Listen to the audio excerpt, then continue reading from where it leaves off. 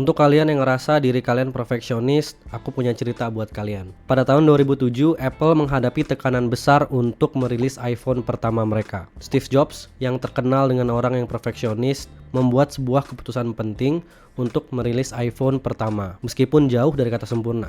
iPhone saat dirilis pertama kali itu banyak bugs-nya di sana-sini, ada limitasi software juga, tetapi Steve Jobs tetap memilih untuk merilisnya. Kemudian iPhone dirilis, and it was sensational. Kalian bisa lihat video presentasi iPhone-nya Steve Jobs di YouTube. Dan setelah itu, the rest is history.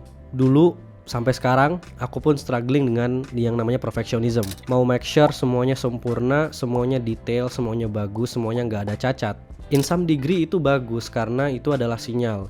Itu adalah drive untuk make sure semua yang aku lakukan itu berkualitas. Nah, tapi kalau terlalu banyak jadinya malah capek dan ngabisin waktu. Ujung-ujungnya mepet sama deadline. Karena biasanya yang bikin ribet itu cuma 5-10% dari keseluruhan tugas aslinya. Contohnya kayak bikin presentasi. I sweat over details yang sebenarnya nggak terlalu matters. Yang kalau nggak juga nggak apa-apa.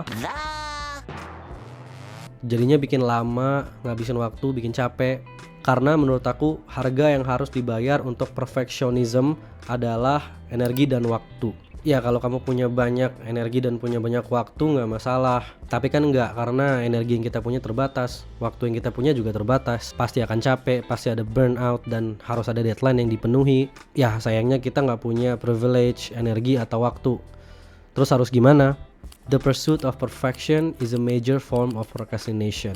It keeps you on a cycle of never being ready, never getting started, never finishing. Embracing good enough is often the key to making real progress. Intinya si Om James ini bilang bahwa kita harus embrace yang namanya good enough atau cukup bagus, karena keep making progress itu lebih penting daripada pursuit of perfection atau mencari kesempurnaan.